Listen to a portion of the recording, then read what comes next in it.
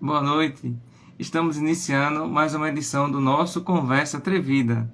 Hoje nós vamos conversar um pouco sobre o Conselho Tutelar com o Tiago Carvalho.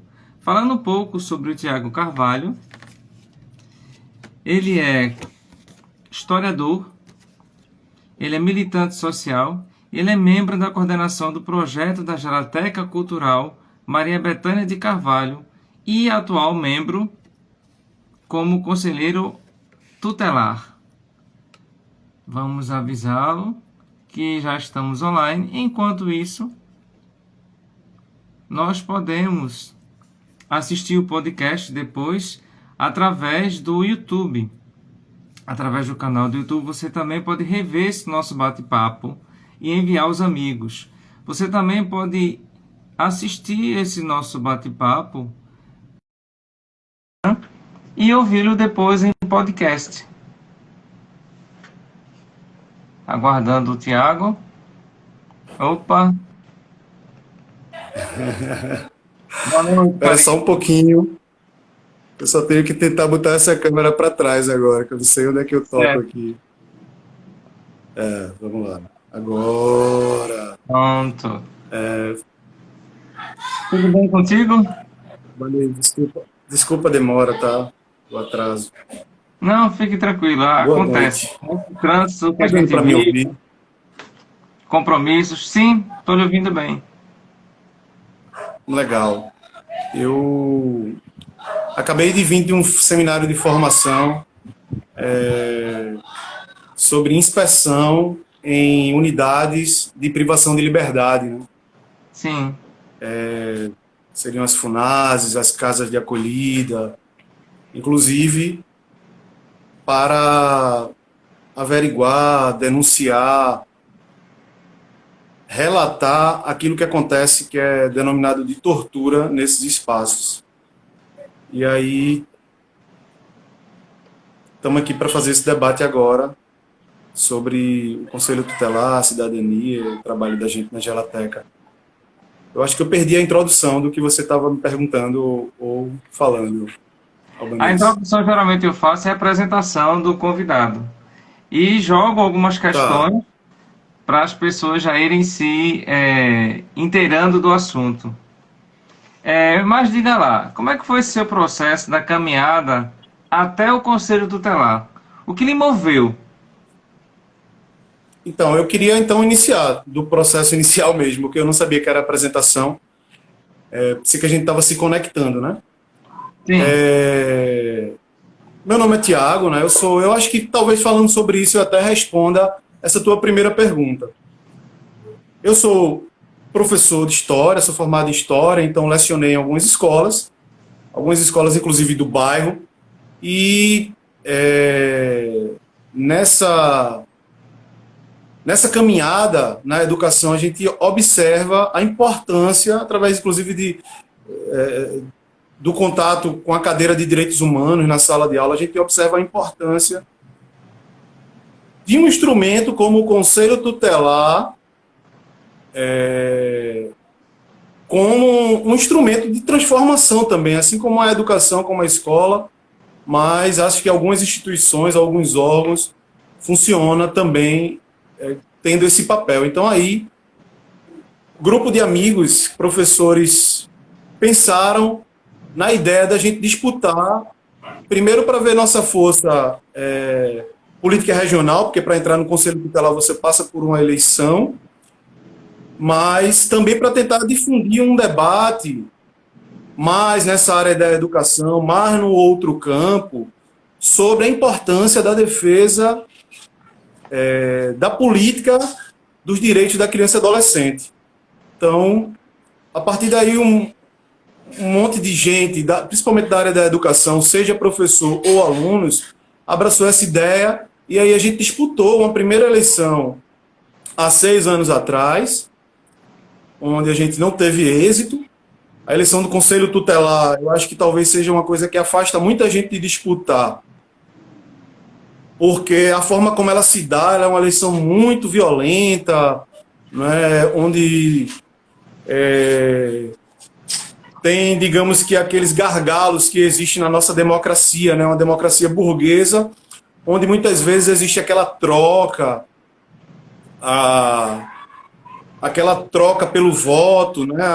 E isso acontece muito na eleição do Conselho Tutelar, e às vezes eu fico até me perguntando o porquê, né? Tem boatos de pessoas que disputam o conselho e que gastam uma grana enorme para disputar um espaço onde o salário é extremamente reduzido, é menor do que um salário de um professor da rede pública estadual, e a gente vê que aquela disputa ali é apenas para mostrar força política, né?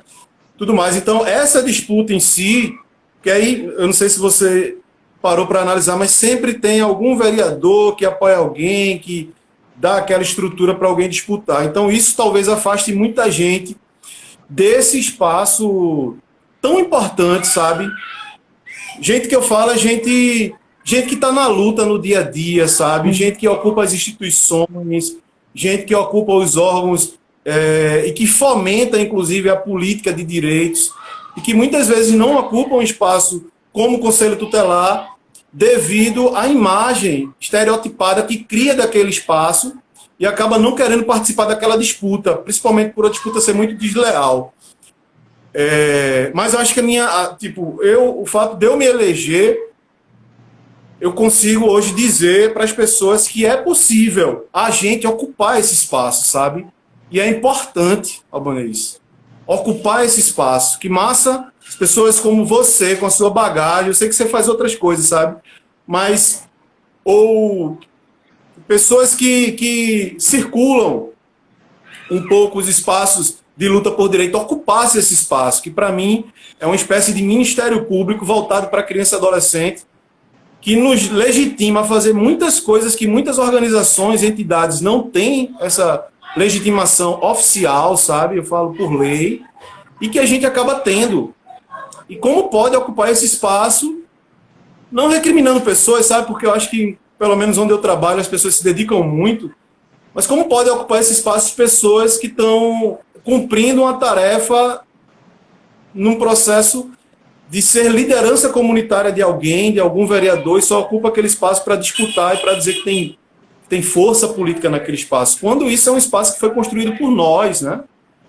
Lembrar que, já iniciando, talvez, essa fala sobre a instituição em si, lembrar que o Conselho Tutelar é criado, é oriundo da Lei 8.069, que é o Estatuto da Criança e Adolescente. E dentro dele está previsto a criação desse órgão, que é o Conselho Tutelar, visando a defesa e a garantia dos direitos de criança e adolescente.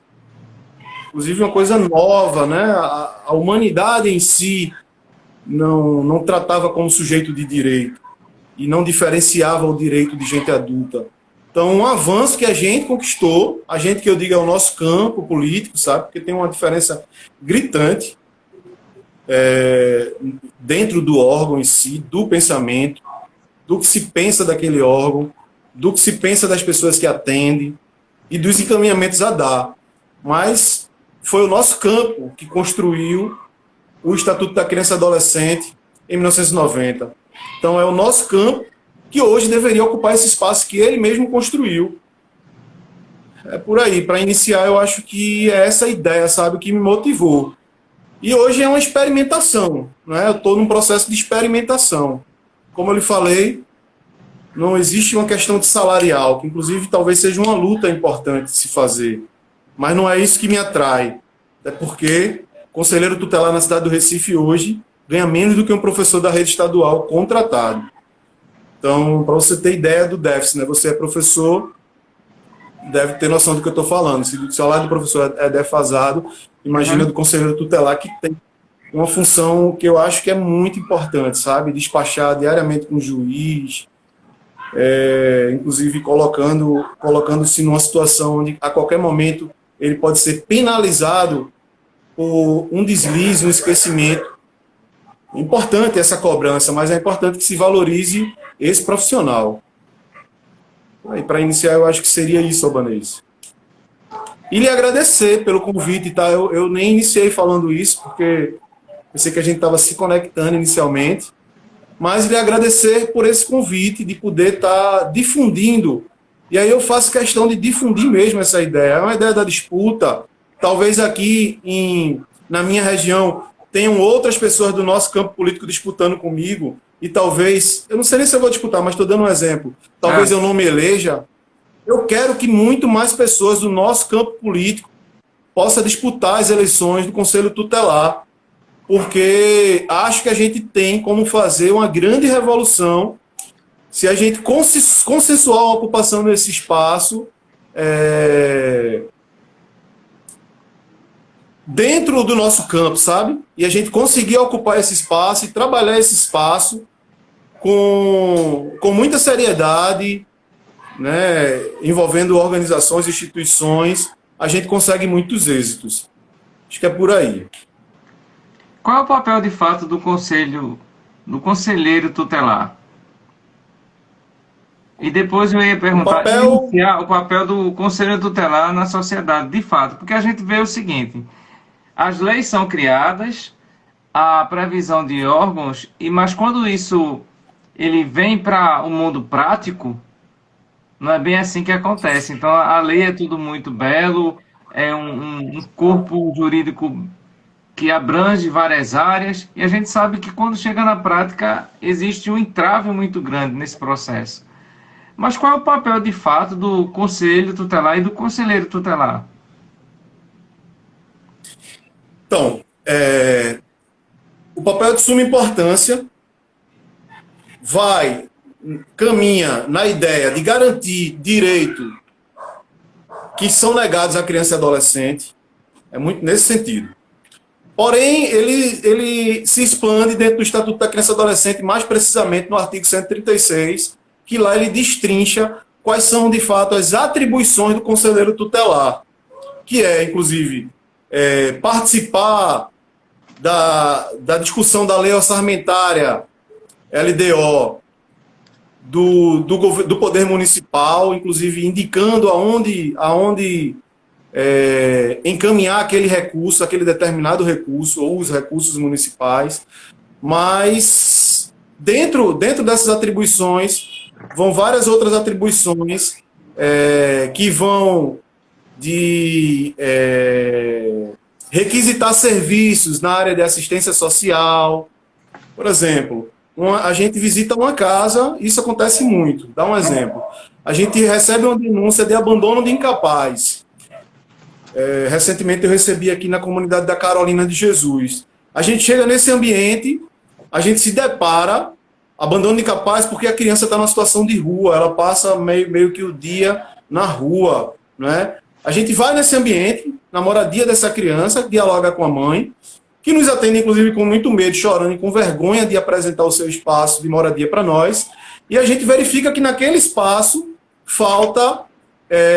não tem nenhum espaço, na verdade, sabe, Albanês? É um quadrado, um vão, do tamanho talvez do seu quarto, onde comporta 3 camas, a cama dessa mãe e de 2 irmãos, né? Um maior e essa menorzinha, que foi a causa da denúncia.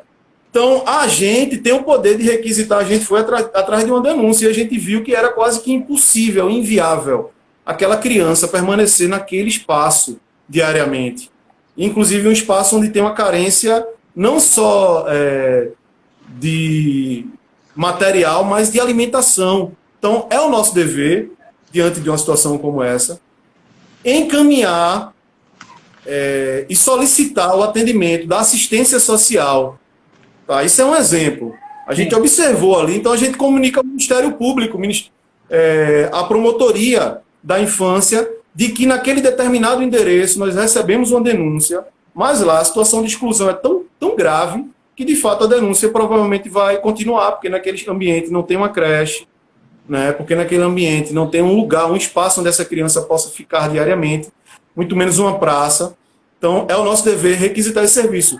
Na área de educação, eu não sei se você sabe, e aí também, às vezes, a gente se sente meio que... Por isso que eu falo que a gente precisa ocupar esse espaço para provocar cada vez mais o Estado, as instituições que tentam garantir esse direito, mas às vezes a gente se sente sabe, meio sem nexo, você está lutando ali por direito, quando você vê que determinados direitos chegaram no nível de excludência ou no nível de banalidade da ausência daquele direito, e é o caso da educação aqui em Recife, que às vezes você faz o seu trabalho, o seu papel, informando as instâncias de que aquele direito está sendo negado. Por exemplo, aqui em Recife hoje faltam quase 5.000 vagas para criança na sala de aula. A gente precisa se indignar com isso, porque talvez se fosse o nosso filho, a gente tivesse batendo panela em algum lugar, sabe? Mas a gente, quando tenta mobilizar para isso, talvez por não sentir a dor, as pessoas não se sensibilizem. E aí vem a pandemia e atrapalha um pouco essa cobrança. Mas hoje na cidade são 5.000 crianças esperando uma vaga. Isso são das pessoas, Albanice, que foi procurar o conselho tutelar. Sem contar aquela mãe que já soube da dificuldade e nem foi, porque está na pandemia ou por vários motivos. Então, qual é o trabalho do conselho quando vê uma criança sem estar estudando? É requisitar esse serviço. Mas a gente requisita e esbarra numa fila de 5.000 vagas. Óbvio que a gente já provocou o judiciário, e já tivemos diversas audiências, inclusive contando com o apoio de alguns vereadores que se mobilizam também e que fazem algumas audiências públicas, mas as nossas audiências direto com o Ministério Público, tentando sanar um problema, e a gente não consegue sanar esse problema. Então a gente se vê meio acuado, né? A gente se vê numa situação de muita dificuldade, quando a gente inclusive cobra, e aí o nosso campus, se estivesse ocupando esse espaço, era bater o pé no chão e dizer não, vai ter que se pagar a escola particular para essas crianças. O que elas não podem é ficar fora da sala de aula. Como é que a gente pode cobrar a cidadania de alguém se a gente não consegue nem dar a esse alguém o direito de aprender a ler, a entender sobre o mundo, sabe? De entender um pouco da filosofia, né, professor? De entender um pouco sobre isso, e ter a opção ou não de aprender uma outra língua, ou de saber a sua própria língua para entender o mundo. Então, quando a gente nega esse direito à criança, a gente se vê de mãos atadas. Mas isso também é uma obrigação prevista do Conselho Tutelar. Tá? Então, aí, por exemplo, na área da saúde, muitas pessoas, ultimamente, tivemos muitos casos, por exemplo, de microcefalia. As pessoas precisam do dinheiro para o Conselho. A gente encaminha o caso para o Ministério Público ou para a Secretaria de Saúde, muitas vezes a gente consegue. Tem várias pessoas que têm uma necessidade de uma medicação especial, que no Conselho, um tempo desse, foi nos procurar uma mãe. Estou falando isso até, sabe, porque se tiver alguém nessa situação, ou que conheça alguém que está precisando, esse alguém possa saber dessa orientação e nos procurar também. Mas uma mãe, a filha tem microcefalia e ela precisa de um equipo, que é porque essa filha se alimenta por dreno, né? Por uma sonda. Então ela precisa desse material e de um leite, que cada lata de leite, ela custa mais de R$100. Essa mãe e esse pai não tinham nenhuma condição de comprar isso e o leite estava acabando. Vê que cenário, né? Trágico. A gente já tentando fazer uma cota para tentar fazer com que aquela criança, e aí óbvio, se chegasse na hora H, a gente tinha que pedir para socorrer para o hospital. E aí a gente aciona a Secretaria de Saúde, e essa tem a obrigação de atender ao Conselho Tutelar. Deixar de atender um pedido ou uma solicitação, embaraçar ou atrapalhar o trabalho do Conselho Tutelar, cabe pena, multa ou então pena de 6 meses até 2 anos de detenção. Então, assim, é lei, é obrigatório se cumprir o que pede, o que solicita o Conselho Tutelar com base nesse exame inicial, nessa necessidade que as pessoas vão procurar o Conselho. Então, óbvio, às vezes a gente esbarra na real dificuldade de se conseguir solucionar, porque, por exemplo, é o caso da educação. Mas, como é importante, sabe, a gente pensar, eu acho que o mecanismo, o instrumento, que é o Estatuto da Criança e Adolescente, ele é muito perfeito no sentido dessa cobrança, na sua teoria, né? A prática é o que a gente, diante de um país tão excludente, onde, inclusive, as pessoas pensam cada vez mais no neoliberalismo, quando tem tanta pessoa, ou seja, a ausência do Estado, as pessoas pensando nisso e querendo isso, quando a gente sabe que é a necessidade de que o Estado seja forte para atender essas pessoas que estão no estado de marginalização. Acho que a gente às vezes fala de países africanos, mostra a foto do Haiti, fala da situação da Venezuela. Bem, o Haiti é aqui, como diria o grande mestre Gil. Por aí. Acho que é por Você aí, estava tá? Você estava falando, eu estava lembrando do seguinte fato. Quando existem essas denúncias de abandono de incapaz, geralmente as mães elas são demonizadas e crucificadas. Mas muitas vezes pelo processo daquela vida tão dura, às vezes não é intencional. Numa realidade passada, nós tínhamos as mães que trabalhavam fora e os filhos mais velhos cuidavam dos filhos mais novos. Havia essa responsabilidade entre os filhos e isso causou muita coisa boa para essas crianças, porque começou a trabalhar esse processo de responsabilidade, mas, no entanto, roubou em alguns momentos a oportunidade dessas crianças brincarem e até de estudar. Então, o conselho tutelar diante de casos em que ele percebe que a mãe não tem essa culpa toda, por causa desse processo social que ela vive, dessa realidade em que ela está inserida. Como é que o conselho tutelar ele age? Ou ele só observa a criança em si, a família não? Porque eu fico pensando no seguinte, Thiago, quando você olha muito para a criança, mas ela precisa da mãe. Então existem inúmeros casos em que se separa a criança da mãe e pensa que está ajudando a criança, mas a criança sente falta da mãe. Por mais estranha que seja para a gente essa mãe, mas ela é mãe dessa criança, então ela precisava também de um amparo. Não existe nenhum mecanismo que o conselho tutelar faça nesse sentido, ou trabalha exclusivamente com a criança e o adolescente? Olha, eu estou falando para todo mundo que está assistindo. Galera, o quanto é importante a ocupação de uma cabeça com essa sua ideia em espaços como o Conselho Tutelar, sabe? Porque muitas atitudes do Conselho Tutelar podem levar uma mãe a nunca mais ver essa criança, sabe? Ou demorar muito a vê-la novamente. Ou encaminhá-la para um abrigo onde ela, como você está falando, vai ter muito mais problemas do que se a gente fosse investigar o real problema que fez com que essa mãe tivesse a necessidade, às vezes, de deixar essa criança em casa. Eu acho a lei importante, sabe?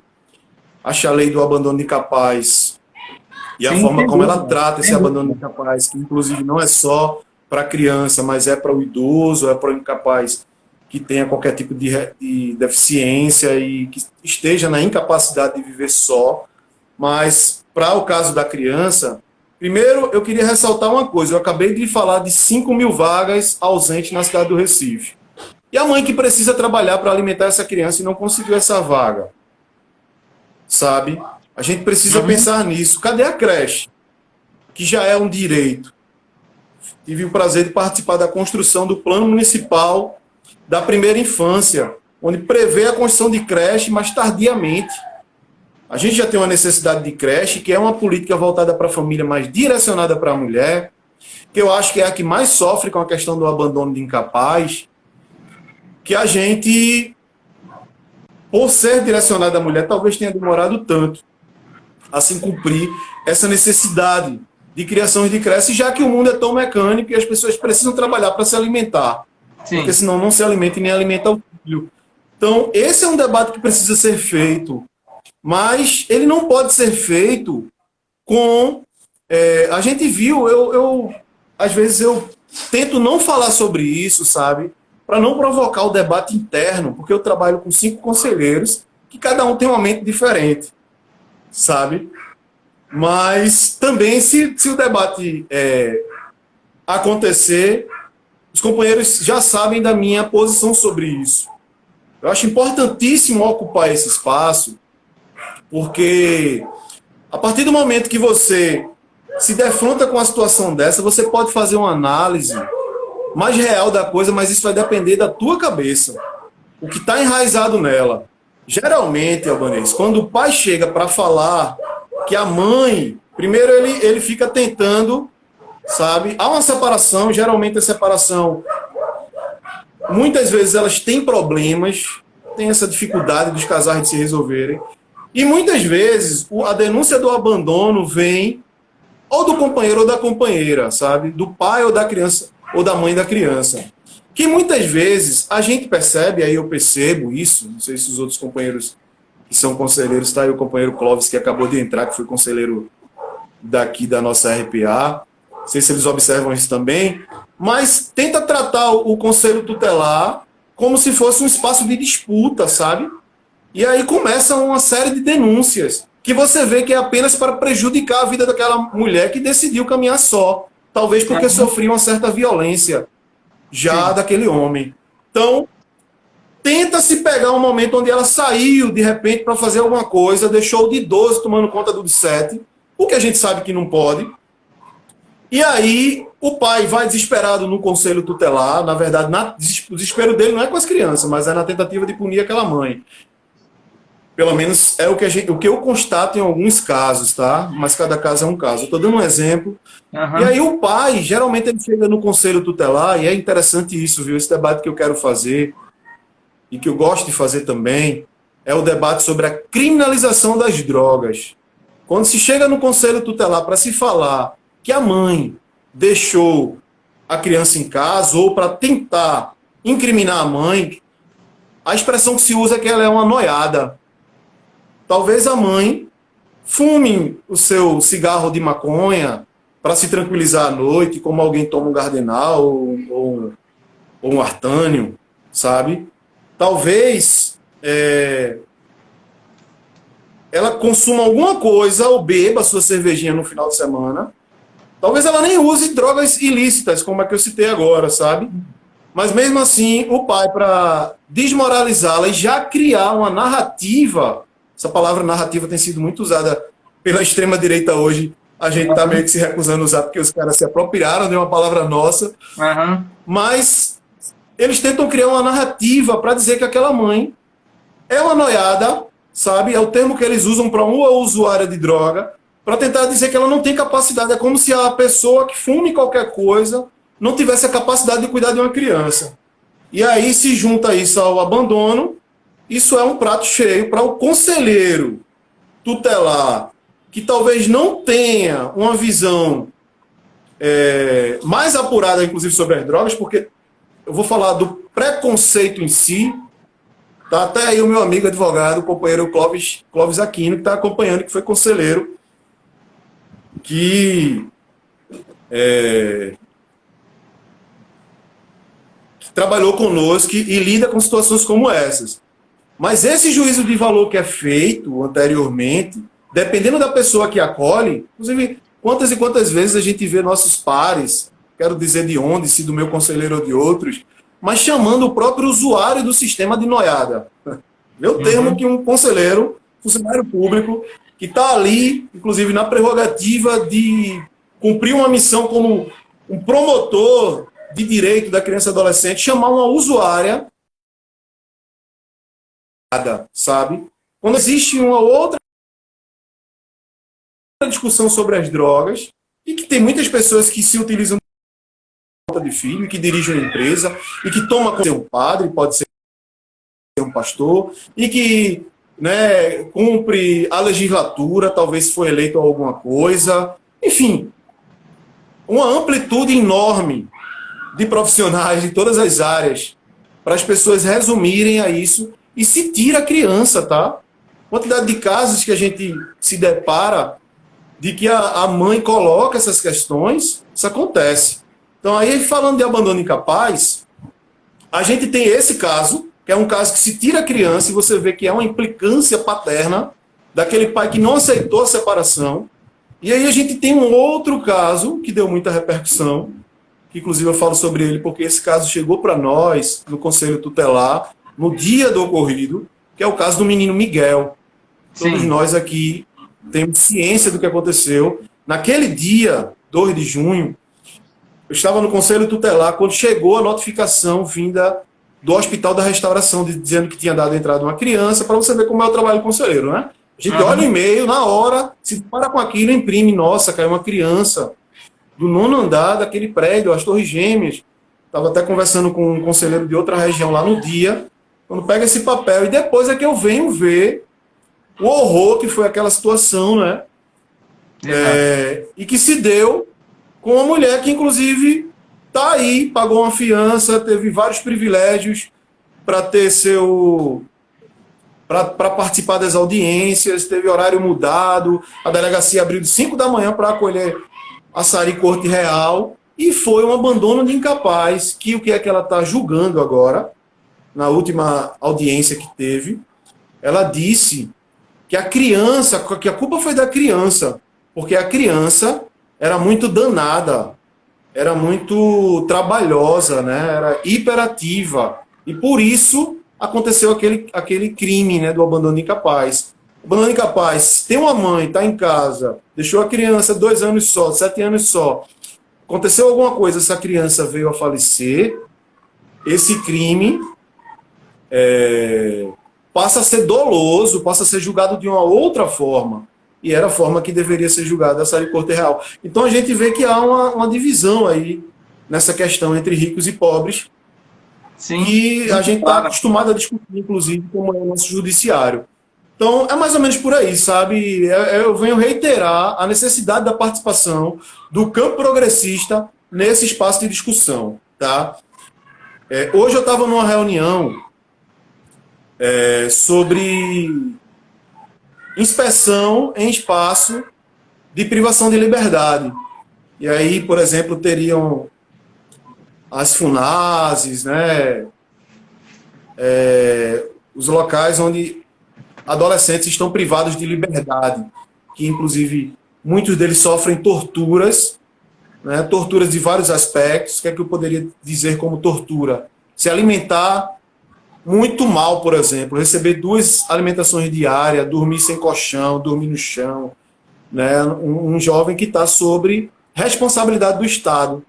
E aí, com a ausência, por exemplo, de um espaço educacional, para que aquele adolescente possa sair ressocializado, né? Um espaço onde, por exemplo, se paga em cada refeição R$ 30 o café da manhã, uma banana, um pão com um queijo que você não consegue nem... Você consegue ver o outro lado do queijo, e talvez um copo de suco ou de leite com Nescau, muito ralo. Como a gente gasta tanto dinheiro com isso? Então, é o Conselho Tutelar que tem que fiscalizar esses espaços. Então, hoje, o debate que teve hoje no seminário sobre inspeção em locais de privação de liberdade, eu coloquei lá que no universo de 1.005 conselheiros tutelares no Estado, andei pesquisando sobre isso, tá? Em 10 anos, apenas 20 conselheiros tutelares visitaram a FUNASE. É dever, você perguntou inicialmente qual era o dever do Conselho, é dever do Conselho Tutelar. Nesse mesmo seminário tinha uma senhora que ela ocupa uma instituição, que essa instituição não tem prerrogativa para visitar, porque não faz parte de nenhum outro órgão ou de algum comitê que seja legitimado para visitar esse espaço. O Conselho Tutelar tem, sabe? Quando você vai para um Conselho de Direitos Humanos que pode fomentar e construir visitas a esses espaços, você vê que ele é paritário, ele tem a participação do governo, que sempre fica tentando... Deixa eu recusar uma ligação aqui que estão me ligando. Que sempre fica tentando embargar essa visita, ou então que vai maquiar a visita, porque essas visitas têm que ser feitas meio secreta, né? Uhum. Posso chegar para o Estado para dizer que vou visitar. Então, cara, como é que nesse universo de 1.005, num prazo de 10 anos, que aí não é só 1.005, deve ter ocupado esse espaço do Conselho Tutelar aí, pelo menos 3.000 conselheiros tutelares, 20 pessoas um número de 20 pessoas fizeram visita a um espaço de privação de liberdade, como a FUNASE, por exemplo. Gente, isso é um absurdo. É porque esses espaços são ocupados por pessoas que acham que bandido bom é bandido morto, sabe? E que aquelas pessoas que estão ali naquele espaço de privação de liberdade estão ali por um motivo justo e tem que sofrer mesmo, tá? Eu escutei isso de algumas pessoas que militam nesse campo. Mais ou menos dessa forma. Então, é isso. Eu acho que sempre se você vier me falar qual a importância do Conselho Tutelar, nossa, na teoria, o Conselho Tutelar é importantíssimo. Desde que ele seja ocupado por um campo que se importe com a macropolítica, sabe? Não só na questão do atendimento diário, que eu acho que é importante, sabe? Receber a mãe que está precisando de uma escola, que veio andando lá de Afogados, porque não tem passagem, até o Conselho Tutelar para solicitar uma vaga na sala de aula.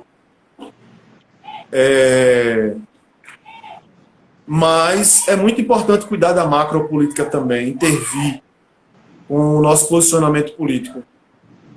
Nesse campo, né, se a gente observar, cada visita que a gente faz a um espaço desse, a gente tem que fazer secretamente até de alguns conselheiros, porque senão avisa lá.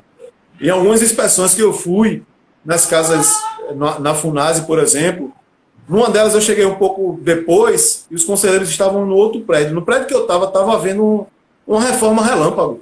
As pessoas estavam chegando com colchão, sabe, os agentes socioeducativos chegando com colchão para substituir os lençóis que estavam servindo como colchão.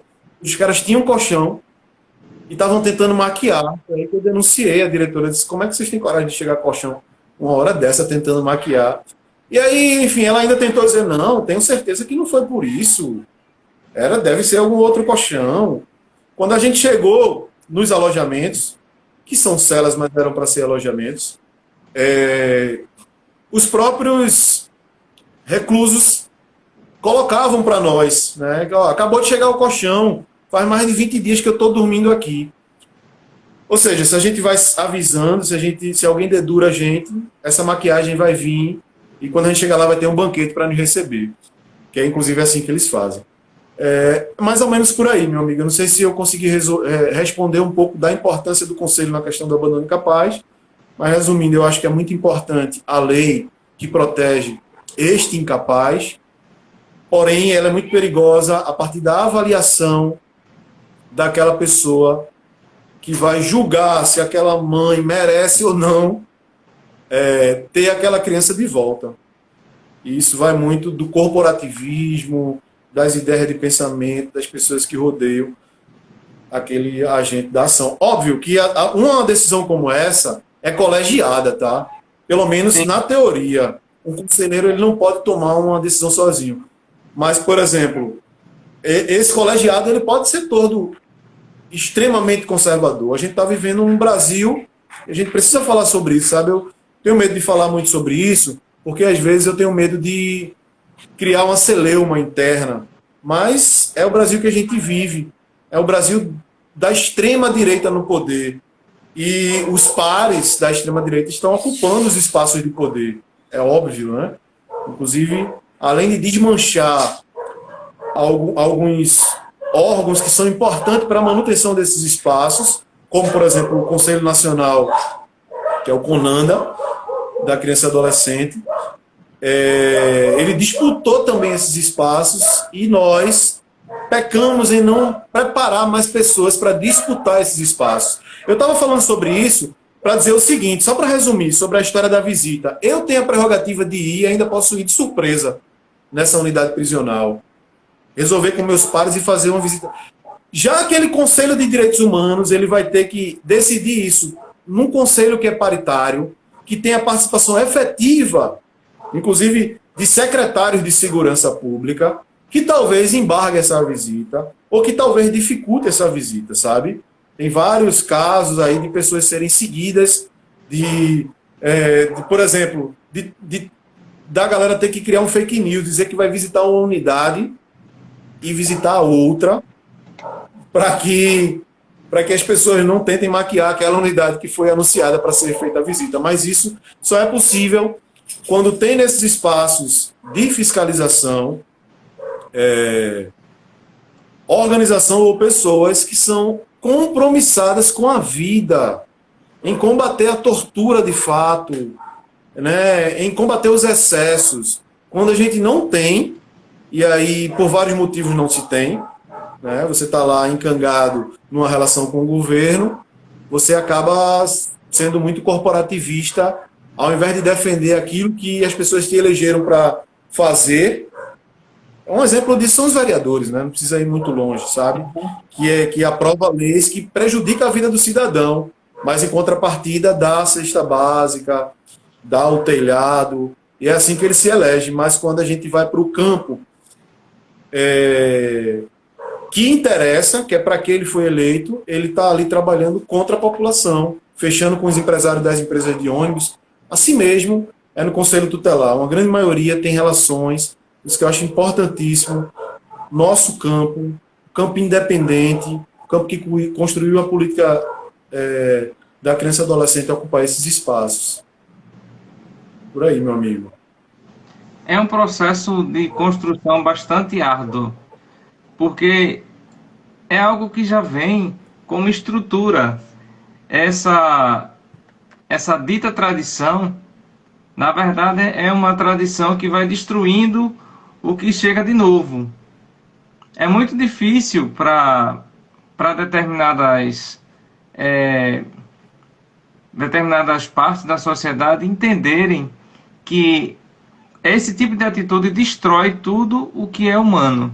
Porque a partir do momento em que você quer punir um adolescente de maneira severa porque ele cometeu um crime, mas se você for lá na raiz, esse crime cometido foi estimulado porque alguém roubou a oportunidade dele de ser uma pessoa decente, essa pessoa não consegue enxergar isso e ter uma visão voltada para a punição pela punição, essa pessoa também é cruel, é severa. Então a gente luta contra essa tradição, mas também tem muita gente que acredita que está fazendo o bem.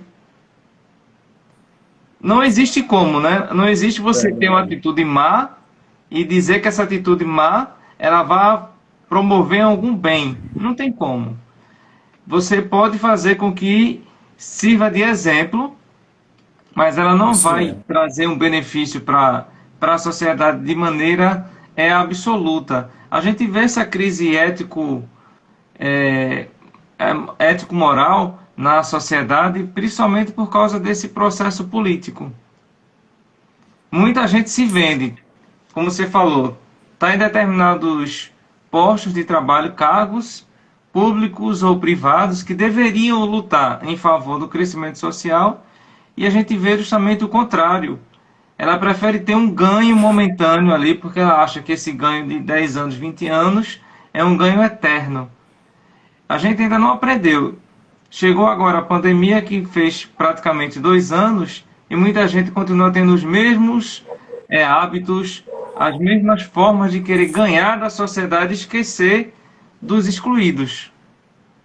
Quantas pessoas não ganharam dinheiro, quantas empresas não ganharam muito, né, nos equipamentos relacionados à saúde, que vai desde máscara a alguns EPIs. Quer dizer, a máscara também faz do EPI, mas você está entendendo a ideia do que eu quero lhe dizer. Nesse processo que vai da coisa mais simples à mais complexa, quantos por cento de aumento eles não colocaram em cima, quando na verdade a gente sabe, quanto mais você produz algo, mais esse produto tende a baratear. E, no entanto, não é o que acontece, não é? Aí eu fico perguntando a você também, o que é que pode ser denunciado lá no Conselho Tutelar, de fato? Algumas pessoas dizem assim, não, se eu estou ouvindo que uma mãe está maltratando uma criança, eu tenho o direito de chegar lá e de arrombar a porta e evitar esse problema mais sério. E outras pessoas dizem assim, não, o Conselho Tutelar vai lá porque ele tem o poder de polícia de chegar e invadir. E a gente sabe que não é bem assim, né? Mas eu gostaria que você detalhasse melhor o que é que pode ser denunciado no Conselho Tutelar. Eu queria voltar um pouco ao teu questionamento lá sobre a privação de liberdade e o direito, né? Só para fazer um complemento, porque eu penso igualmente na linha do que você pensa. A gente, às vezes, quando está indo numa FUNASE, a gente está indo porque a gente, inclusive, sabe que e na maioria das vezes, Albanese, aquele adolescente que está ali, ele teve seu direito negado desde o nascimento, sabe? Ele talvez tenha nascido e não conseguiu nascer numa maternidade, talvez ele não tenha nem registro de nascimento, talvez ele não tenha estudado porque ele não conseguiu escola, ou porque seus pais negligenciaram, ou porque o próprio Estado negligenciou. A realidade que eu falei, são 5.000 vagas que faltam aqui no Recife. Talvez uma criança dessa que esteja precisando de vaga vá cair no sistema de privação de liberdade lá na frente. Então, é isso, né? Essas pessoas... É uma receita, basicamente, né? Se ela não tem um tratamento, se ela não tem esse tratamento humano, sabe? Se não é respeitado enquanto ser humano, se não é aplicado os direitos humanos a essa pessoa desde a sua infância, provavelmente, na grande maioria das vezes, as pessoas que estão no sistema de liberdade têm esse histórico. Então, é muito bom você trazer sobre isso, só para a gente fechar essa ideia. Você vinha falando sobre qualquer denúncia se poderia chegar para o Conselho Tutelar. Por favor, né, usar esse canal seu como um espaço de divulgação do Conselho Tutelar, tá? Se você soube de alguma pessoa, e aí saber que é nossa responsabilidade, tá? É nossa responsabilidade enquanto adulto, é dever da família, é dever do Estado e da sociedade zelar pelos direitos da criança e adolescente. É seu dever, é meu dever, é o dever de quem está nos escutando fazer isso. Tomar conta daquela criança que, se alguém lembrar aqui de quando era criança, não tinha noção do que era nem certo nem errado. Não sabia que aquela pisa, que passou dos limites, que deixou marca, que talvez te trouxe algum problema psicológico, ela tem que ser denunciada porque também é tortura. Tem filho que tortura pai, mas tem pai que tortura filho. E a gente tem que saber o limite disso. Então, você sabe de uma criança que está sofrendo alguma violência, seja ela física, psíquica ou sexual, que aí também, aproveitando para dizer que a violência sexual ela ocorre, na grande maioria, num espaço intrafamiliar, sabe? Antigamente, nossa mãe dizia, não fale com estranho, que era perigoso, né? Hoje a gente sabe que o perigo ele está na nossa casa, ele está no nosso espaço, pode ser alguém daquele espaço. Então, se você soube de alguma denúncia como essa, é importante você saber o número do Conselho Tutelar da região onde mora essa criança, tá? E ligar, denunciar. Se for uma violência, um caso de abuso sexual, você pode ligar para o Conselho, mas você pode ligar diretamente para a delegacia, assim como tem um canal de comunicação criado em 2005, que é o Disque 100, que é um disque denúncia, que antes, inicialmente, inclusive, funcionava apenas para criança e adolescente, e hoje serve para uma série de violações de direitos da mulher, da pessoa idosa, e o Disque 100 funciona muito.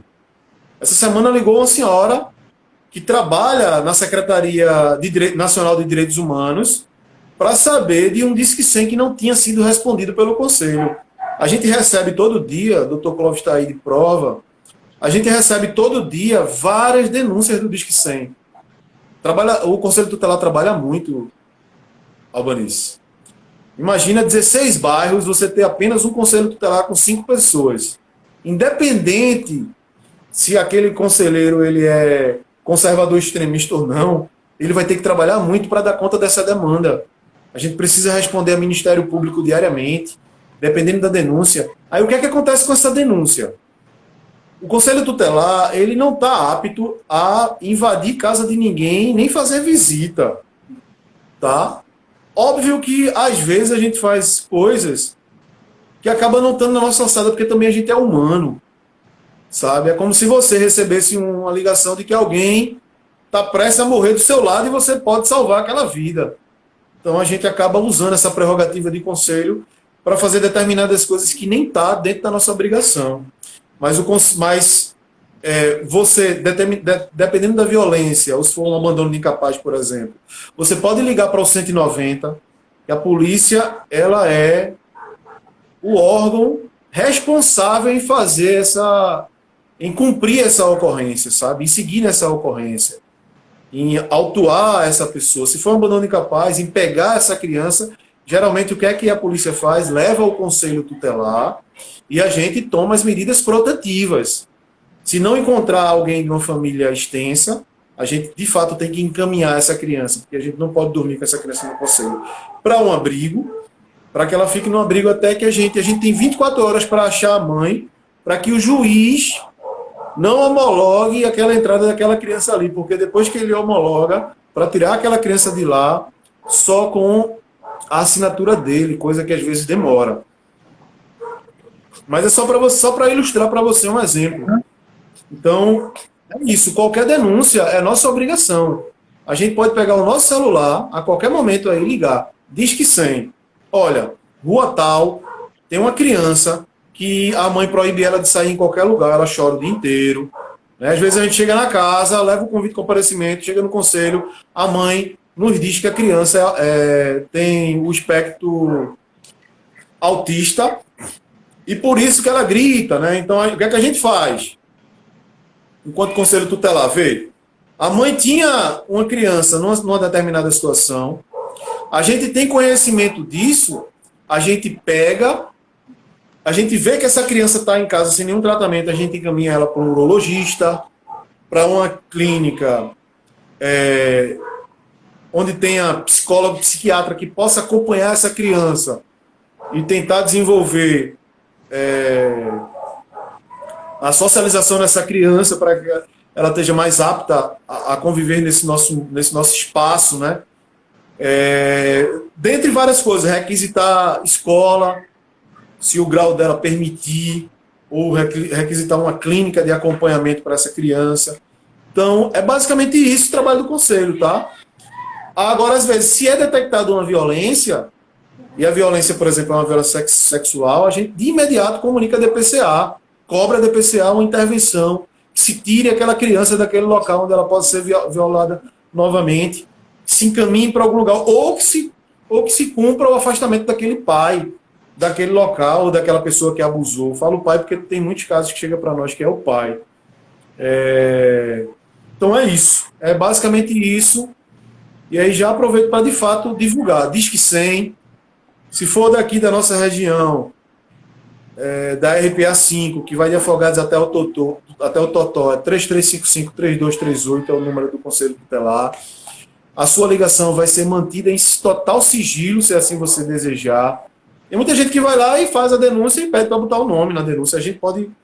Né, tem gente que vai no conselho e faz a denúncia presencialmente. A gente abre o caso, já chama a família para tentar entender, para ver o que é que está faltando de fato para aquela mãe, porque talvez o trabalho do conselho seja esse também, tá? Aquela criança está ficando com fome. Quando a gente vai ver, é uma questão de insegurança alimentar por conta da questão econômica. A pessoa está desempregada, está em condição de miséria. Então a gente tem que encaminhar aquela família para a assistência social, para que a assistência social consiga meios de solucionar aquele problema, que aquela criança que tem prioridade, que tem a primazia do direito, não venha passar fome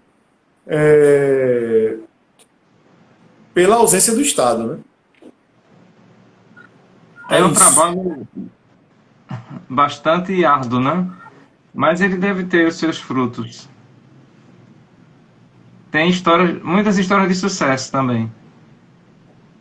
Tem muita história de sucesso, mas os conselheiros mais antigos se deparam com algumas situações muito complexas, sabe? De ter feito um trabalho que às vezes a mãe chamada ao conselho tutelar porque está violando o direito das crianças em algum aspecto, a falta de cuidado. Eu falo, mãe, mas eu quero colocar o pai também, tá? E o pai muitas vezes é muito ausente, e na grande maioria isso é real. Quando chega uma criança que é um sujeito de direito ou um adolescente com alguns problemas de ausência de direito, a gente percebe que teve um pai muito ausente, que abdicou da paternidade o tempo todo, que se escondeu, só fez atrapalhar a vida da mãe. Então, a gente tem relatos dos mais antigos, eu sou conselheiro dessa gestão agora, de um trabalho que foi feito, de encaminhamentos que foi feito. Eu acredito que esbarra muito na própria dificuldade do Estado, e aí por isso que eu digo que é importante a gente ocupar esse espaço para fazer valer a nossa prerrogativa e efetivar essa cobrança para que seja efetivado o serviço ao Estado. Mas a gente vê que aquela família não teve muito avanço, sabe? Você, quando vai ver do menino que já completou 18 anos e morreu assassinado, né? Morreu assassinado por falta de capilaridade do Estado de conseguir entender essa pessoa como sujeito de direito e dar a ela aquele direito necessário. Então, existem frutos, existem muitos, sabe? A gente consegue tirar muita gente perto do abusador, a gente consegue direcionar muitas famílias a uma situação onde ela consegue ali entrar numa rede de cobertura, que existe uma rede de proteção à criança e adolescente, de repente era negligenciado o serviço de saúde, é uma criança que está com 8 anos e não tomou nenhuma vacina, aí ela consegue tomar uma vacina, é uma criança de 8 anos e que não tem um registro de nascimento. Hoje eu recebi uma ligação de uma de 11 anos que está sem registro de nascimento e quer tomar a vacina. Vê, eu vou tentar conseguir a vacina dela sem o registro de nascimento, porque o registro demora mais, e vou tentar encaminhar a questão do registro. Vou encaminhar, ela vai conseguir. Mas quando você pega uma criança como essa, por conta de um registro, você vê que está faltando um monte de direito, e pelo menos isso você consegue encaixar ali, sabe? O sucesso disso, a gente tem um problema muito grande, que é o retorno. Quando dá certo, muitas vezes também não volta, sabe? Deu certo, a pessoa progrediu, quando a gente vai encontrar, a pessoa está lá na frente numa outra situação. É como a sala de aula, né, professor? A gente ensina, forma lá no ensino médio, só vem descobrir quando a gente vai num determinado banco e vê o cara como gerente, que foi seu aluno, né? E de repente você vai ali perceber que deu certo, né? Aquele acúmulo na sala de aula que você se prestou no seu ofício. Então é mais ou menos isso. Então,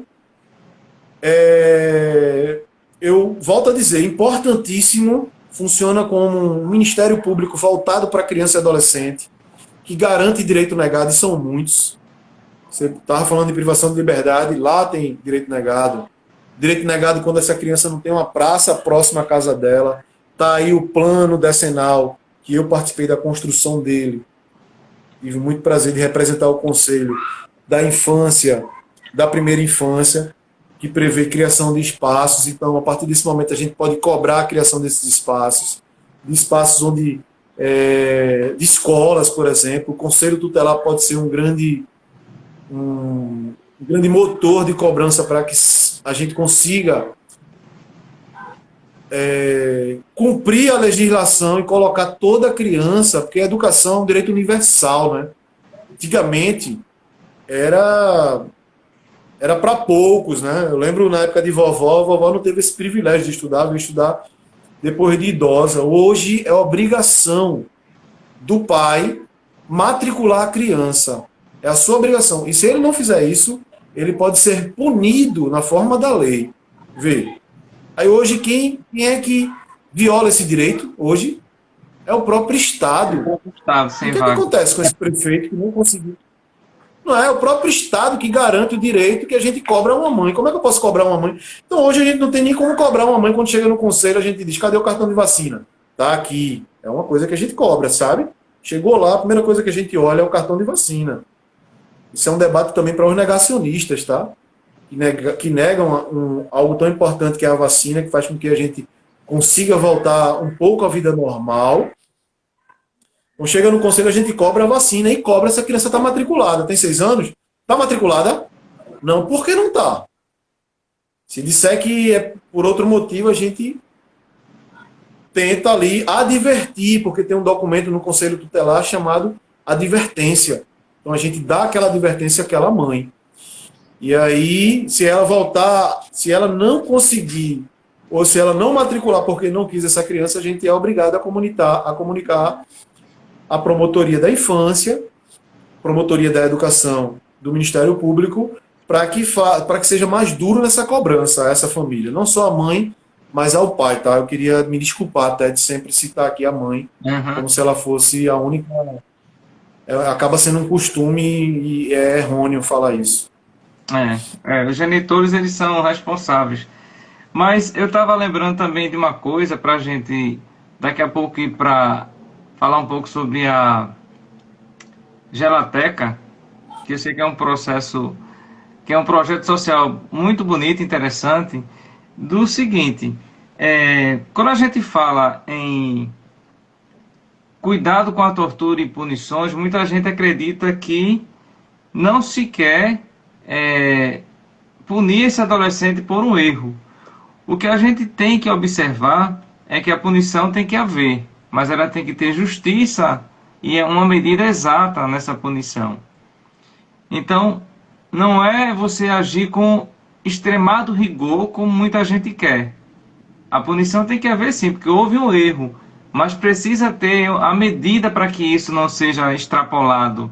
Porque muitas vezes as pessoas, quando falam em punições para esses adolescentes, em punições para essas mães, em punições para esses pais, é uma vingança social. Entendes? Então não está fazendo justiça. Ela está se vingando, é um desejo que ela tem de fazer com que a punição seja a mais dura possível e a mais absurdamente imensa para que a pessoa não se reconstrua.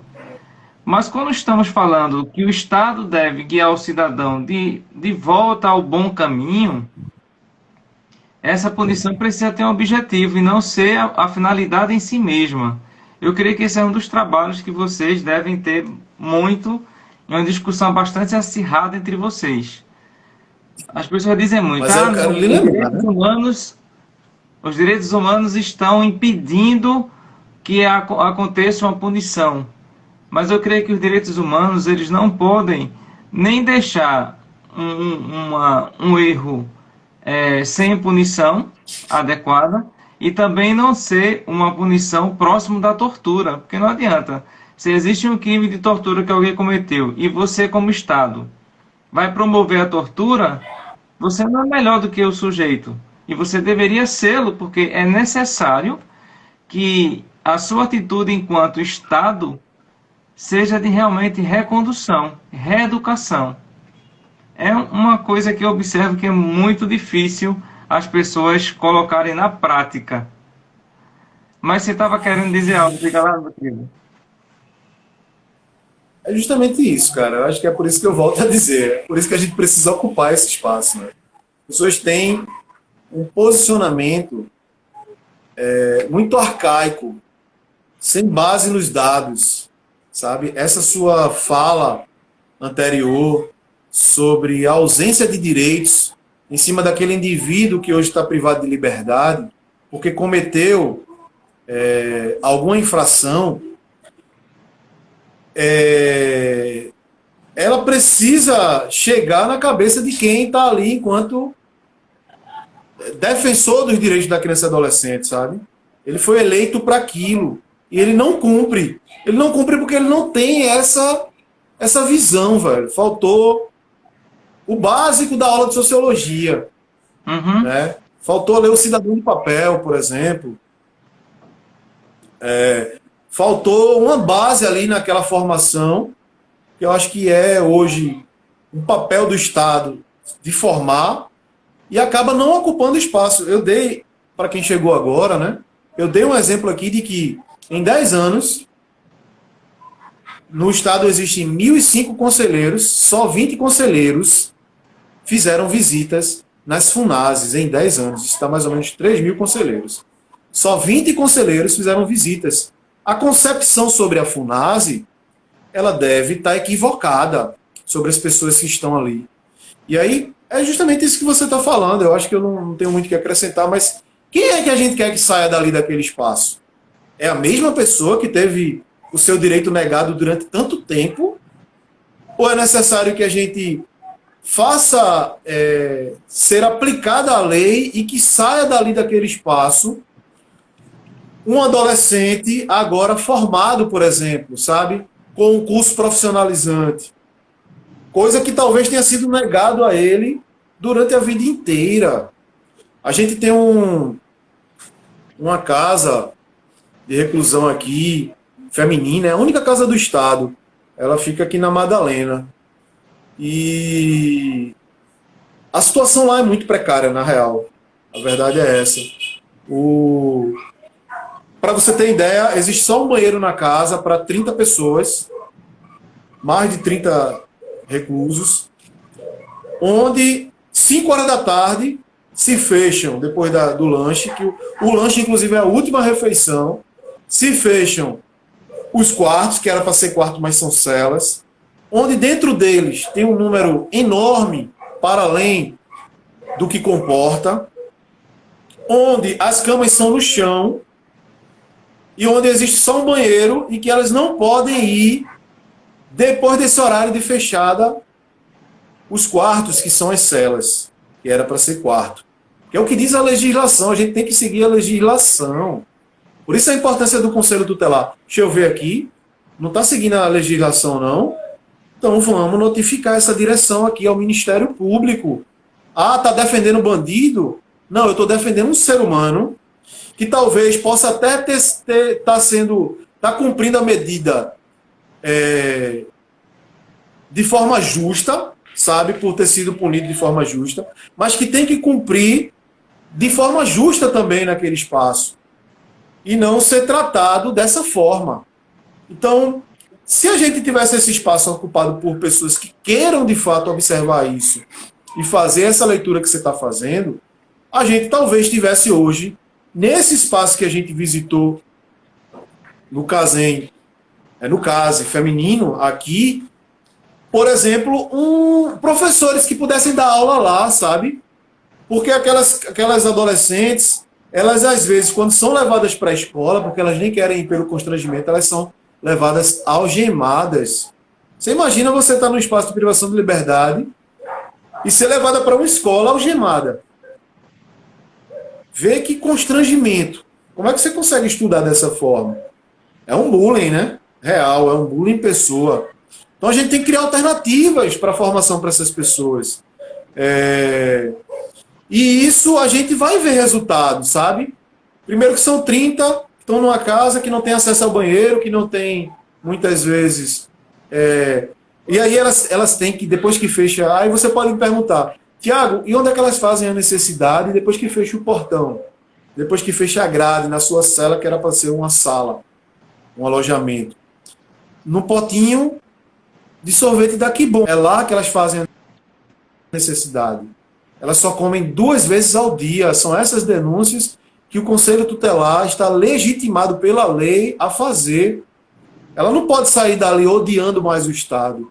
Ela tem que sair dali entendendo que o Estado é necessário, que a vida em sociedade é necessária, sabe? Talvez com uma profissão, quem sabe, para que nos dê, inclusive, um retorno agora, diante de tudo aquilo que ela passou, e que a gente também possa dar um retorno a ela. Ela não está ali porque ela quis, ela está ali porque o pai fez e nunca criou, disse no primeiro momento que se a mãe fosse procurar ele matava ela. Quantas e quantas mulheres chegam lá e eu digo, por que tu não denuncia esse macho?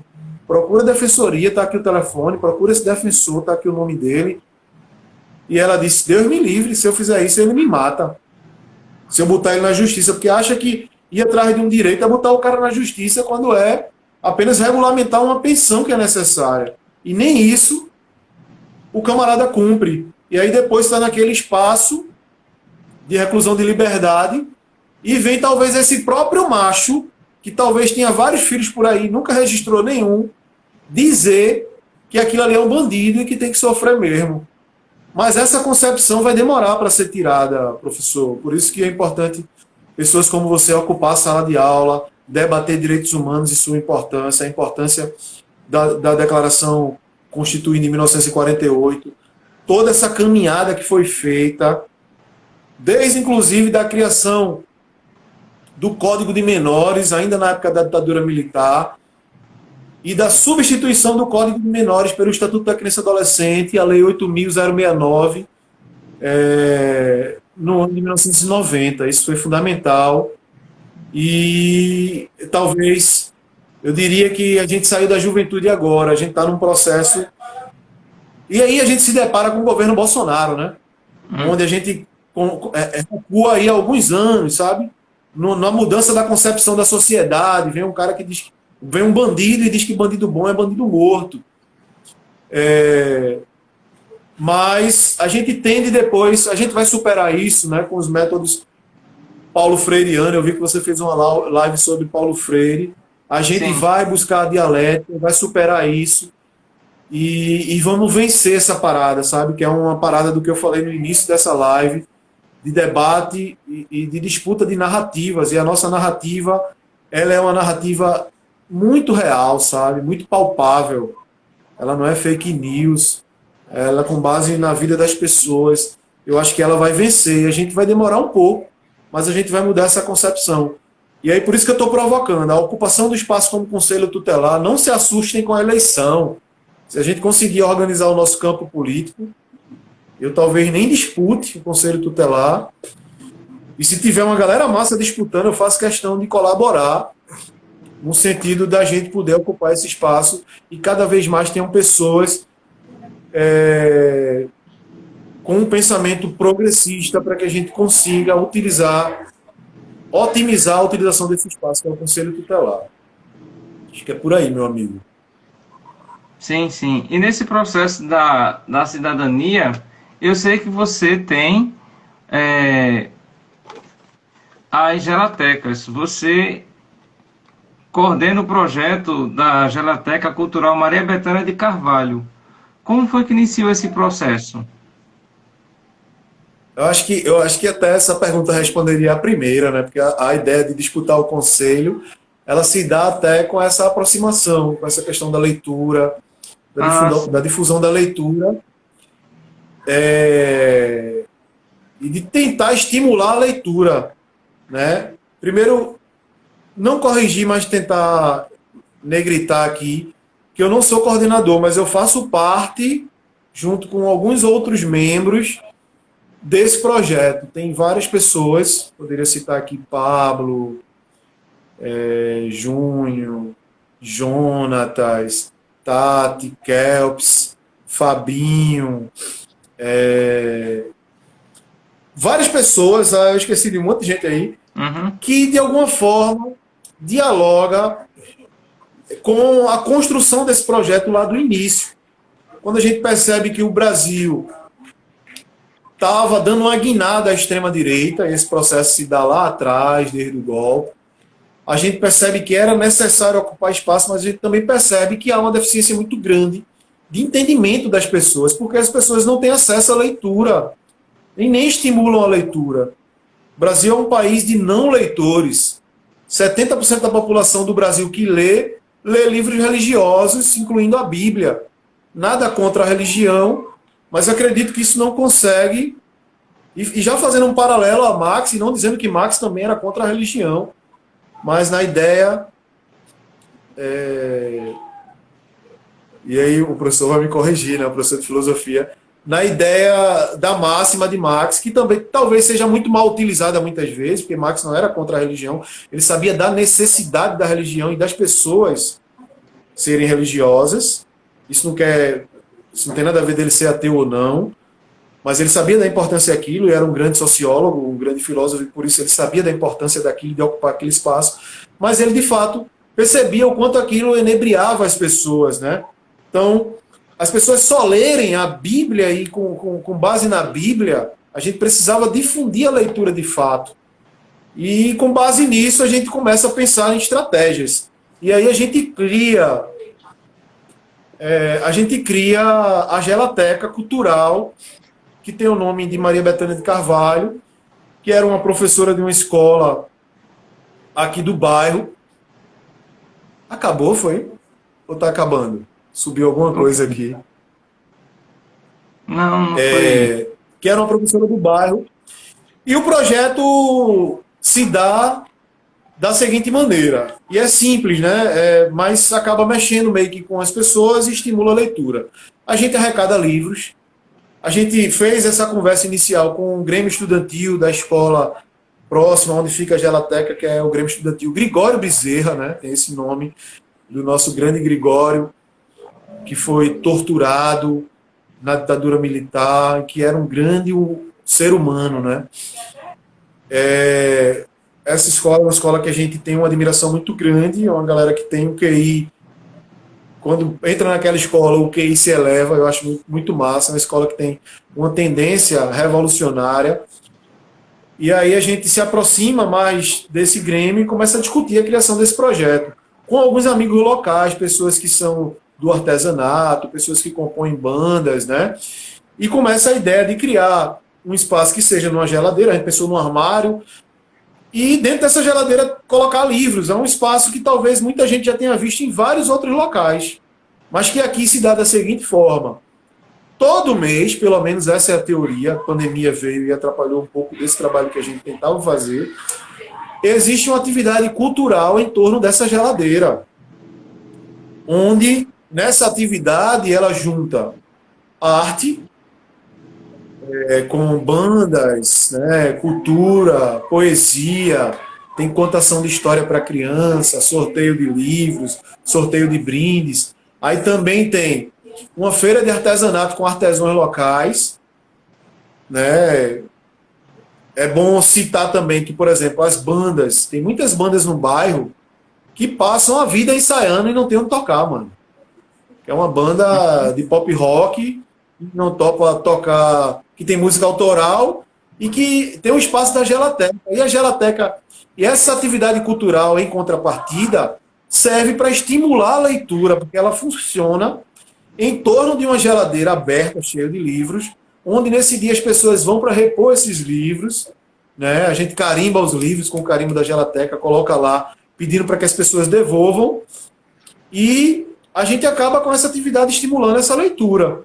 Então, é uma coisa simples, mas que movimenta uma série de pessoas, atores, né? Gente que queria fazer isso e se encontra nisso, gente que tem uma banda que acaba estimulando aquilo porque tem a banda e quer que a banda toque, né? Então, a gente, através disso, a gente acabou difundindo essa ideia para outras pessoas. A gente também faz a Gelateca itinerante, né? Que é uma gelateca que vai para as comunidades para fazer esse trabalho. Inclusive, dia 16, a gente vai estar numa comunidade chamada Comunidade da Baixa, vai estar realizando uma festa das crianças, porque na pandemia a gente saiu muito para essa questão mais solidária, né? As pessoas estavam com fome, então a gente criou a Gelateca Solidária, onde a gente tentou minimizar a fome e a miséria, né? Esse grupo saiu em busca de alimento para tentar suprir a necessidade de matar a fome de algumas pessoas.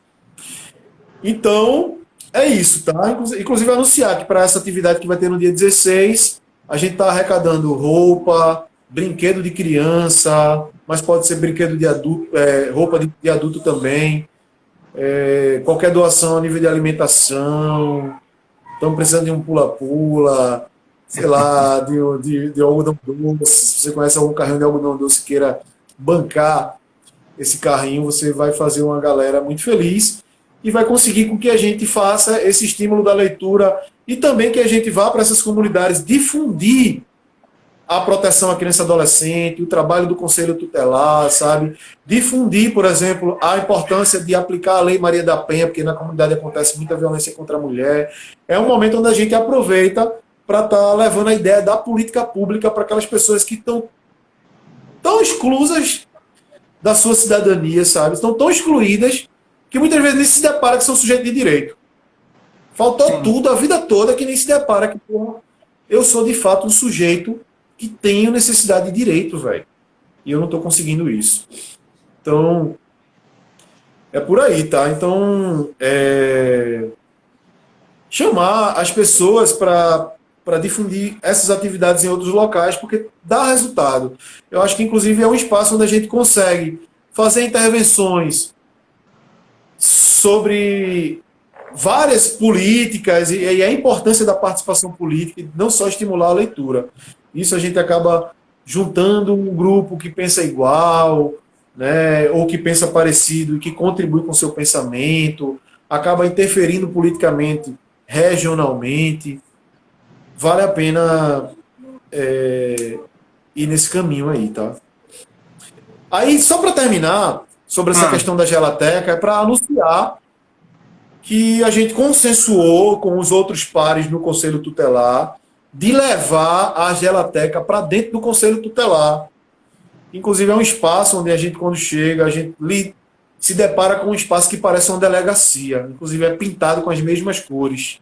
Você chega, às vezes, aflito no Conselho Tutelar com a sua criança e aquela criança não se sente em casa, sabe? Não se sente num lugar acolhedor, num lugar onde ela possa, de fato, ali despejar suas mágoas e que vai se sentir acolhida.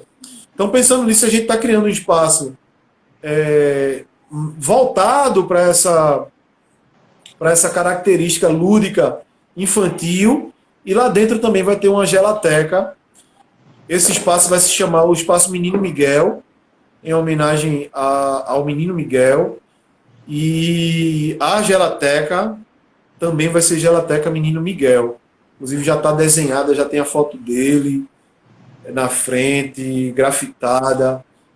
Está na macenaria, porque tem todo um trabalho para se colocar as pranchas dentro dela, para quando chegar no Conselho Tutelar, pode esperar que eu vou lhe fazer esse convite para que você possa prestigiar o dia da inauguração.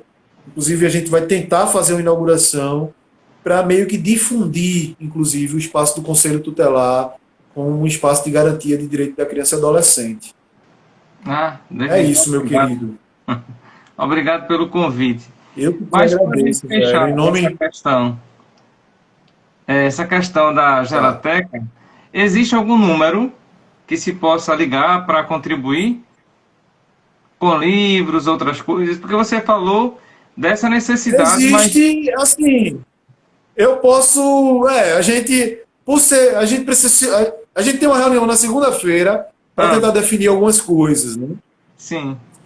Mas acaba que cada um faz um pouco, é uma coordenação, digamos que é muito livre na sua militância, né? Porque acaba sendo um tempo doado, um tempo de militância, né?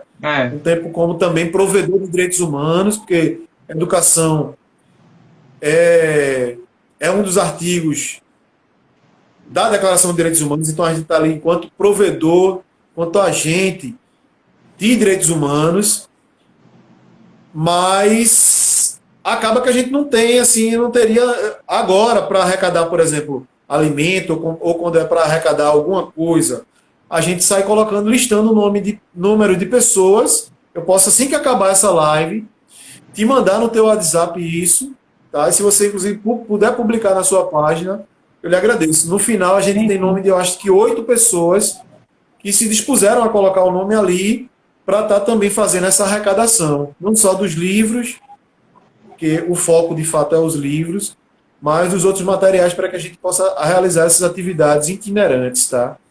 A gente tenta criar essa questão mais lúdica, itinerante, que é para aproximar as pessoas. É uma forma da pessoa vir até nós e a gente poder chegar e dizer, tadã, agora é a nossa vez, né? Vamos agora conversar. É uma forma de trazer, a gente tem que trazer de alguma forma, né?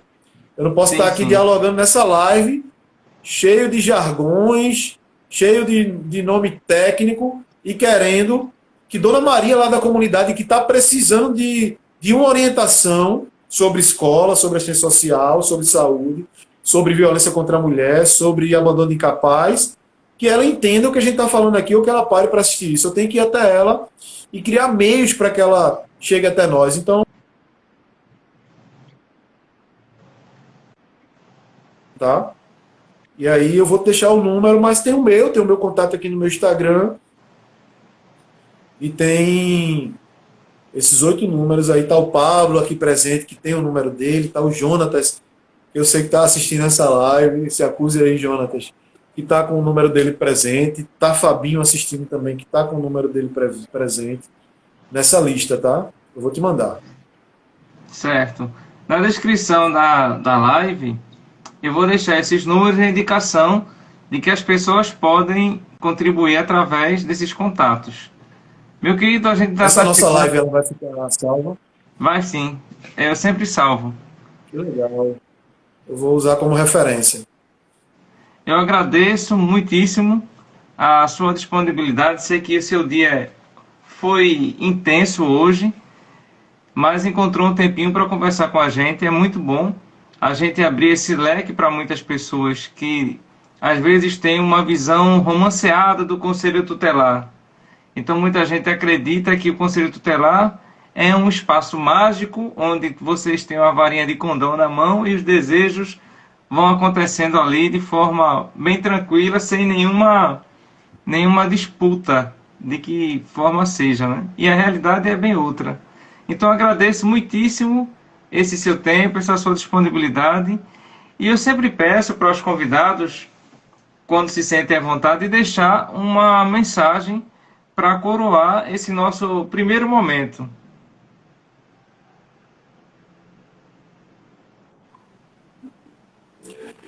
Olha, eu que queria te agradecer pelo convite, falar da importância dessa conversa atrevida, não só da nossa live de hoje, mas de uma série de outras lives que você realiza, trazendo, né, como você é professor de filosofia, né, trazendo a luz dos olhos, né, a luz da sabedoria, né, essa questão das informações que são tão necessárias. Eu lhe agradeço em nome do Conselho Tutelar esse espaço para que a gente possa falar da importância desse órgão, tá?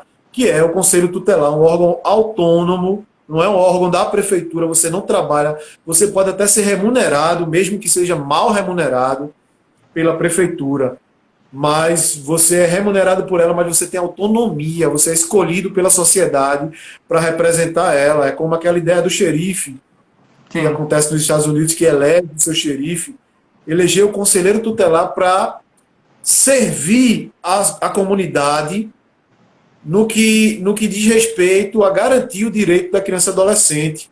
É um espaço que foi muito estigmatizado. Eu lembro que a minha mãe, quando queria que eu respeitasse ou que eu parasse de fazer qualquer coisa que eu estivesse fazendo que ela julgasse errada, ela dizia para mim que ia chamar o conselho tutelar. E isso está no imaginário das pessoas, acabou estereotipando esse espaço que é tão importante. As pessoas se afastaram do conselho tutelar, ou pelo menos da disputa. Eu lembro quando eu fui disputar o conselho tutelar pela primeira vez, eu conversei com um camarada que ele é dirigente do PT e ele é uma grande referência para mim.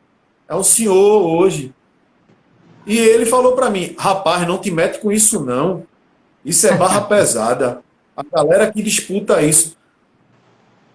Albanese, esse cara fez de tudo para eu não disputar, sabe? Para eu não disputar. Hoje, depois que a gente ganhou a eleição, ele mudou um pouco esse discurso dele, e ainda bem. Mas eu fiz questão de lembrar ele, esse discurso dele, o quanto esse discurso quase que me afastou. E quanto esse discurso talvez esteja no imaginário das pessoas, mas eu quero suplicar. É muito importante a ocupação desses espaços que a gente pode ocupar. Não existe espaço vazio e é melhor que você ocupe, não vamos ter medo.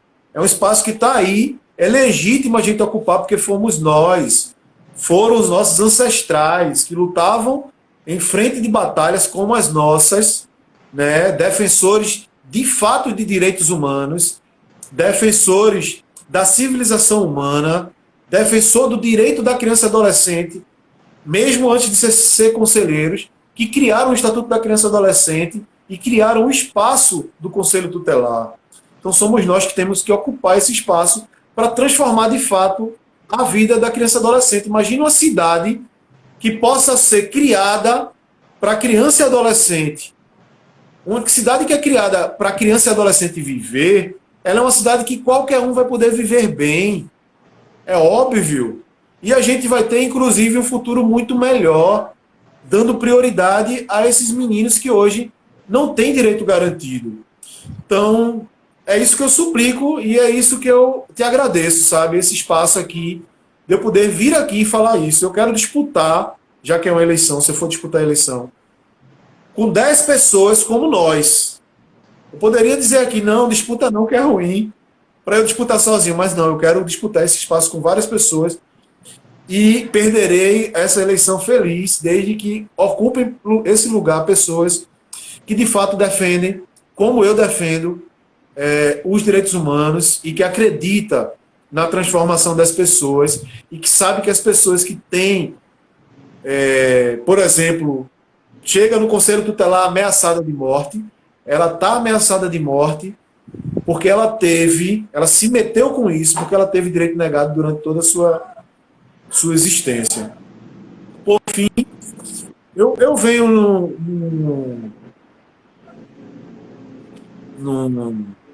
existe um lema, né, da Gelateca, que é um lema que a gente sempre trabalha ele, que é a questão do sonho que se sonha junto. Então, nessa questão da frase, eu queria deixar essa frase, que eu não sei se é do Raul Seixas, talvez seja do Paulo Freire, é do Paulo Freire, não, do Paulo Coelho, né, que escrevia com o Raul, mas está na música dele. Sonho que se sonha junto é realidade. Sonho que se sonha junto pode se transformar numa realidade, é bem provável que se transforme numa realidade. Então, essa frase que eu queria deixar, a gente precisa se unir, tá? A gente teve uma máxima um dia desse, que era ninguém soltar a mão de ninguém, eu trago muito para isso, sabe? A gente precisa se unir nessa crença de que a gente pode transformar ainda esse mundo que a gente vive, que é o mundo que a gente quer deixar para os nossos filhos, né? É o mundo, o que a gente traz aqui hoje é que já deixaram para a gente. A construção do Estatuto da Criança e Adolescente é algo que deixaram para nós, assim como a Declaração Universal de Direitos Humanos e a Constituição. O que é que a gente pode deixar para os que virão? A gente precisa construir isso e a gente só pode construir isso junto. Na luta, né? E aí eu trago uma outra frase, que está na música também. Se tu luta, tu conquista. A luta vale a pena e se tu luta, tu conquista. Vamos para a luta. Não dizendo a quem não conquistou aquilo que deseje que foi falta de luta, porque aí é acreditar na meritocracia. Eu não acredito nisso. Tá? A disparidade social é muito grande, mas que se a gente se juntar e lutar, a gente vai conquistar. E a gente está em busca de uma sociedade melhor e ela é possível. Né? É por aí. É por aí, meu amigo. Muito obrigado por esse convite. A meritocracia social não existe sem a justiça social. Se alguém defende esse discurso da meritocracia, na verdade está defendendo o direito de sobreposição de uma elite, mas não de uma meritocracia real. Não há como, né? Não tem justiça, não tem como ser meritosa qualquer caminhada nesse sentido. É vergonhosa. A gente um dia vai observar isso na história, no livro de história, desse processo vergonhoso que a gente está vivendo e chamando de meritocracia. Mas, por hora, agradeço muitíssimo mais uma vez seu tempo e a gente encerra agora. Você se incomoda de ficar aí, meu querido? Para a gente encerrar juntos? Oi? Você se incomoda de ficar para a gente encerrar juntos? Não me incomodo, não. Não me incomodo, não. Fico aqui com você, junto. Sonho que sonha junto, tamo junto. Parabéns, camarada. Obrigado a quem ficou até agora. Tem uma galerinha aí que eu conheço online. E isso é muito legal, velho. A gente poder... Tem uma galerinha, inclusive, porque o Conselho Tutelar, você ocupa esse espaço através de uma eleição, né? Tem uma galerinha que está junto nessa luta desde muito antes, né? Desde a concepção da ideia de disputar esse espaço até os dias de hoje. Agradecer aí a Fabinho, a Jonatas, a Vanessa, a Siddhartha, a Pablo, a tanta gente que está aí, que construiu a ideia da ocupação desse espaço, e eu hoje trago o retorno de que vale a pena ocupar esse espaço, porém, precisamos ser muitos, né? O espaço ele está aparelhado ou por governista ou por extremistas da direita, que não reconhecem nem os direitos humanos. Você imagina você ter no conselho tutelar muitos conselheiros que votaram no Bolsonaro, pô.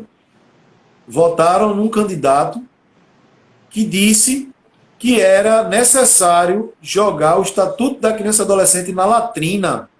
Latrina, eu não sei se vocês sabem, mas é um buraco que o soldado faz na mata para fazer suas necessidades.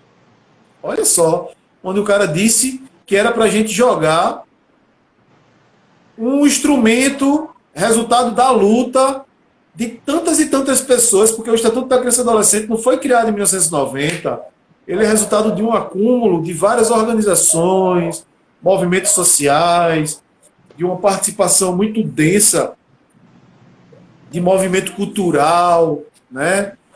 Tem uns amigos aqui que são de uma organização, inclusive o Jonatas está aí presente, chamada Vote Que É Isso, né? Uma galera de teatro de rua, que eles contam para mim que na época, em 1989, 1990, eles iam para as praças fazer a campanha, vê que coisa linda, da defesa e da difusão do Conselho do Estatuto da Criança e Adolescente. Eles iam difundir a ideia e depois do Conselho, depois do Estatuto ser homologado e de virar lei, eles foram espalhar essa ideia nas comunidades, sabe, através do teatro de rua. Então essas pessoas vieram muito antes de nós, elas construíram algo porque era necessário. E o que o infeliz do presidente quer é que a criança e a adolescente ela sirva como mão de obra, por exemplo. Porque ele está ali representando o neoliberalismo, e quanto mais exploração, inclusive com menos idade, para eles melhor. E o Estatuto ele vai de encontro a isso, né? E há tantas outras aberrações que defendem esse povo bizarro que tomou conta do Estado brasileiro e que eu tenho certeza que a gente vai superar isso, os que sobreviveram, né? Porque só na pandemia a gente tem quase 600 mil mortos, mas os que sobreviveram, a gente vai superar isso e vamos construir novos caminhos e repercorrer aqueles caminhos que a gente já caminhou e que acabamos dando alguns passos atrás, dada a eleição desse presidente, que não nos representa, não representa, inclusive, a grande maioria da população que hoje o rejeita, inclusive. Então, é por aí.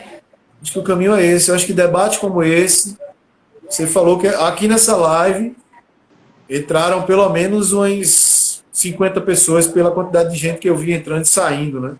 Uhum. Então, a gente vê ali sempre 12, 13 pessoas assistindo. Ela vai ficar no teu canal. Então, a gente vai ter aí um número muito grande de pessoas que vão ter acesso a debates como esse. Então, acredito que, assim, nessa nossa metodologia paulo freireana, a gente consegue, a gente acredita em Paulo Freire de verdade, né? Sim. A gente acredita na sua teoria e isso nos coloca em vantagem, né? Isso coloca a gente numa grande vantagem. A gente acredita na transformação das pessoas. E através disso a gente vai usar esses métodos que a gente tanto acredita para transformar. É isso que eu acho que é por aí que eu acho que a gente vai vencer, né? A cultura tem sofrido um grande ataque. As pessoas pararam meio que de produzir, veio a pandemia, as pessoas não estão conduzindo através disso, mas acho que é um mecanismo, né? O exemplo, por exemplo, do Voto, que é isso que eu acabei de falar, do teatro de rua, é isso. Como é que a gente vai vencer? Como é que a gente vai chegar? E quando a Gelateca, a gente já teve umas discussões bem bravas aqui internas sobre a Gelateca não virar um projeto político. Uhum. A Gelateca não pode virar um projeto político individual. Inclusive, eu nunca quero utilizar esse espaço como promoção pessoal, mas ela é um espaço de discussão política coletiva. Ela está aqui para dizer, e ela vai dizer na comunidade, o porquê esse governo é tão nocivo para nós. É importante ela ir para uma comunidade e poder falar isso, sabe? O ataque que nós recebemos. Ele entender que a situação está daquele jeito, que existe, por exemplo, que a carestia está dessa forma, por determinados fatores, por uma aposta, por exemplo. É um projeto de governo, né? É o neoliberalismo que não dá certo e que não consegue acabar com a desigualdade, e sim acentuar as desigualdades. Então, é necessário a gente assumir esse papel também, eu acho que é por aí. Assim que eu observo, meu irmão. Ok, meu querido. Mais uma vez, obrigado. E a gente vai ter oportunidade depois de trazer esses e outros debates mais à frente. Por hora, Sim, tenha uma excelente noite. Eu agradeço a todos e todas que valeu. participaram, subindo corações, mandando um aviãozinho, chamando mais pessoas. E o processo de construção da cidadania é esse. A gente vai descobrindo e se reconstruindo cada vez mais. Não existem posições fixas no aprendizado. A gente tem algumas bases, mas essas bases elas precisam de construções. E as construções são sempre coletivas. Muitíssimo obrigado, Tiago Carvalho. Tenha uma excelente noite. Por aí. E a Valeu, gente velho. se encontra no próximo Sábado, Conversa Atrevida. Pois não? sábado, dia 2, a gente se encontra lá, né? Que da outra vez a gente marcou e não se encontrou. Ah, sim, sim, sim. Sábado, dia 2, Praça do Derby. Vamos lá, galera. Estaremos sim Vamos. no Fora Bolsonaro necessário e urgente. Isso. Dia 2, Praça do Derby, 9 horas da manhã. Valeu, professor Albanês. Foi um prazer fazer esse Igualmente. debate aqui com você. Boa noite, Valeu, bom valeu. descanso. Boa Boa noite a noite. todos e todas e até o próximo Conversa Atrevida. Até mais, gente. Vamos resistir. Saúde mental Boa para noite. vocês, é o que eu desejo, é o que eu desejo. Resistam aí, muita saúde mental, muita paz e tranquilidade. Vai passar. Exatamente, vai passar. Tchau, tchau, meu querido. Tchau, tchau, meu querido. Valeu.